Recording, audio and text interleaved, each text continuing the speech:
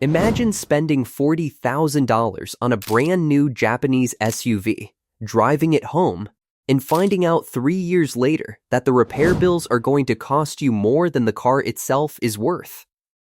It happens. It is happening right now on driveways across the country. And the reason it happens is that not every Japanese SUV is built to the same standard. 2 of the SUVs on this list will, quite genuinely, bankrupt you if you keep them past the warranty period. A few others are solid, dependable choices that will quietly serve you for 2 decades. And one, sitting at the very top, holds its value better than almost any vehicle in the entire automotive industry. I went through every major Japanese SUV sold in North America over the past 15 years. I looked at long-term reliability data.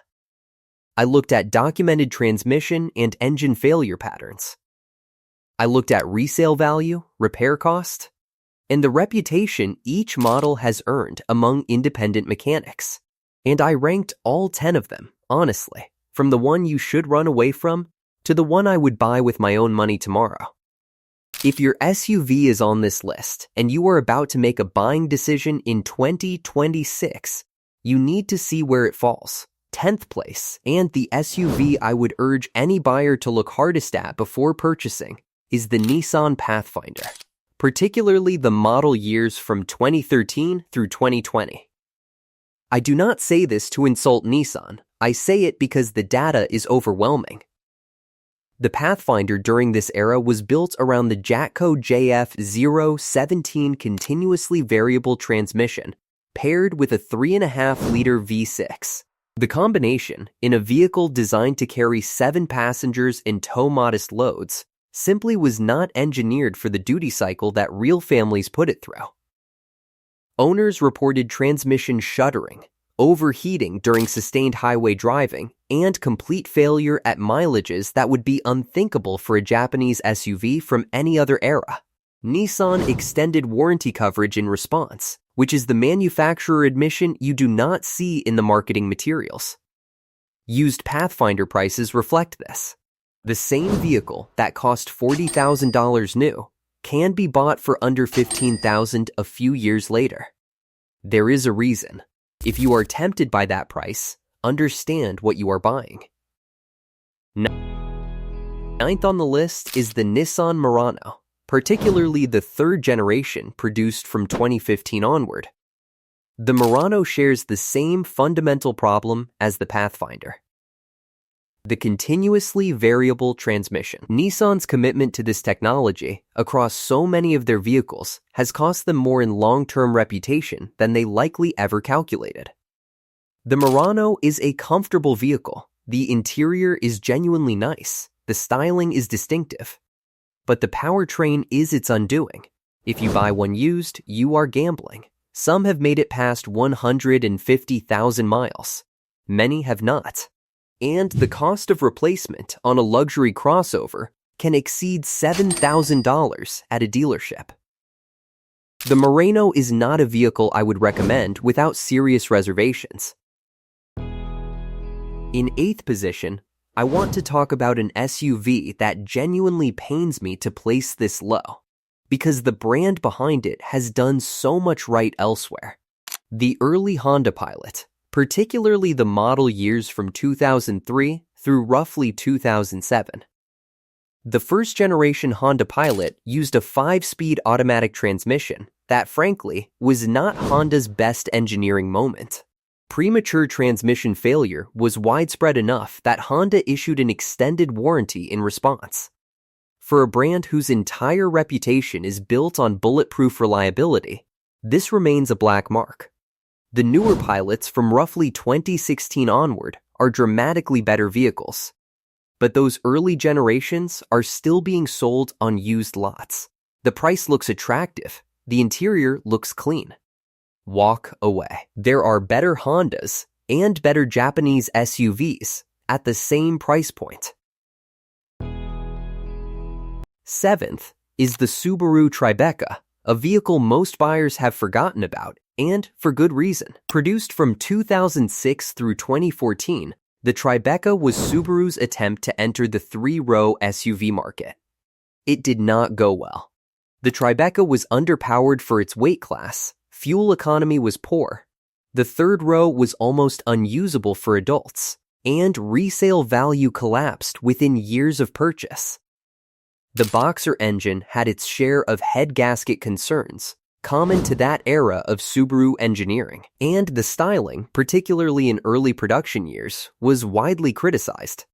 You will not see many Tribecas on the road today. There is a reason for that. Sixth on this list is a more recent vehicle, and one some buyers will defend. The Mitsubishi Outlander, particularly the older generations before the recent Renault-Nissan platform overhaul. Mitsubishi as a brand has been struggling in the North American market for years. The vehicles are not catastrophically bad.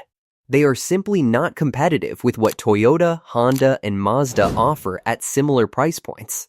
Long-term reliability data is thinner than for the major brands, which itself tells you something. Dealership networks are smaller. Parts availability can be inconsistent. Resale value is poor.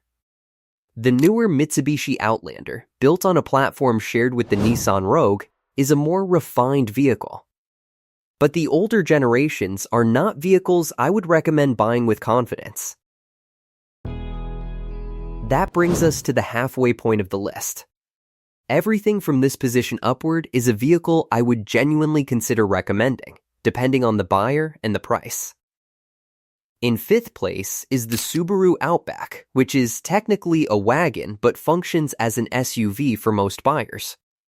The newer generations from roughly 2017 onward have addressed many of the concerns that plagued earlier Subarus. The Lineartronic transmission, while still a continuously variable design, has shown noticeably better reliability than its Nissan counterparts. All-wheel drive comes standard, which matters tremendously for buyers in northern climates. The Outback is not the most exciting vehicle in this list. It is a safe, sensible, capable choice for buyers who prioritize all-weather performance and a reasonable level of comfort. It earns fifth place honestly. Now for a vehicle that may surprise some viewers. In fourth place, the Mazda CX-5. Mazda is the quiet success story of the Japanese auto industry. They do not chase volume. They do not chase headlines. They simply build vehicles that punch dramatically above their price class in interior quality, driving feel, and long-term reliability. Consumer Reports has consistently placed Mazda at or near the top of brand reliability rankings, often beside Toyota and Lexus. The CX-5 in particular uses Mazda's naturally aspirated Skyactiv 4-cylinder in base trims, paired with a conventional 6-speed automatic transmission. No continuously variable belt. No turbocharged complications in the base configuration. This is straightforward, proven engineering, executed cleanly. For buyers who want a compact SUV that does not feel cheap, that does not require constant attention, and that will hold its value reasonably well, the CX-5 is one of the smartest purchases on the market. In third place sits the Honda CR-V, one of the most successful Japanese SUVs ever sold. The current generation, particularly the hybrid version, represents Honda at the height of its modern engineering capability. The CR-V has built its reputation across multiple decades of consistent reliability. The 2-liter naturally aspirated engine in older trims and the hybrid powertrain in current trims are both proven and well-sorted. Interior comfort is excellent for the price class.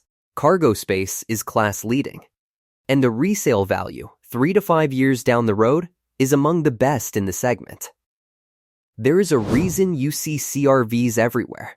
They simply work, year after year, with minimal drama. Second on this list, and one of the most underrated vehicles in the entire Japanese lineup, is the Lexus RX.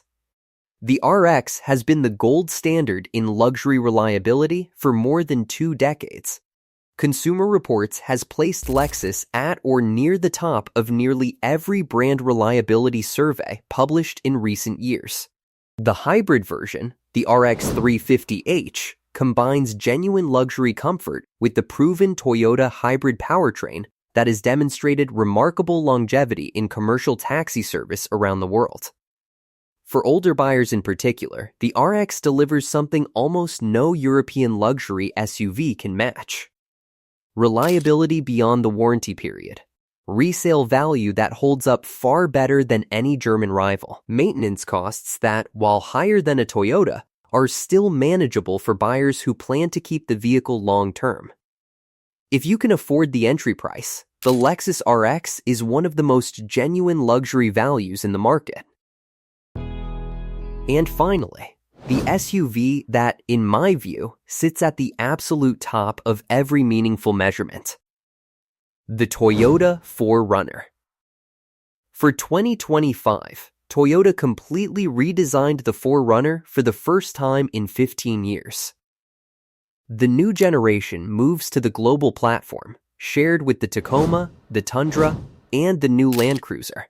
The powertrain is now a turbocharged four-cylinder available with a hybrid version that produces more power and better fuel economy than the V6 it replaces.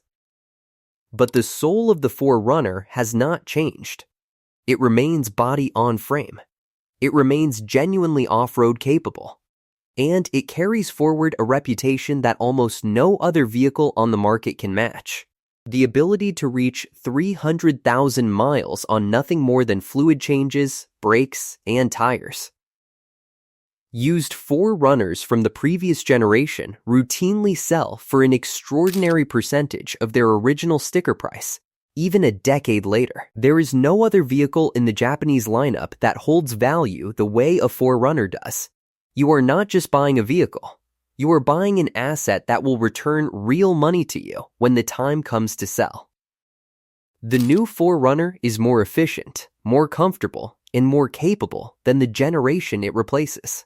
And it does all of that while keeping the bones that made it legendary in the first place. So there is the full ranking. The Nissan Pathfinder and the Murano at the bottom.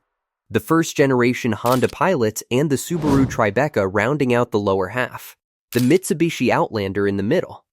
The Subaru Outback, Mazda CX-5, and Honda CR-V earning honest middle to upper positions. The Lexus RX in second place. And the Toyota 4Runner standing alone at number 1. Now I want to hear from you. Which Japanese SUV do you own? And how many miles are on it? Has it held up the way you expected? Or has it given you the kind of trouble that should have put it lower on this list? Drop your story in the comments below. I read every single one.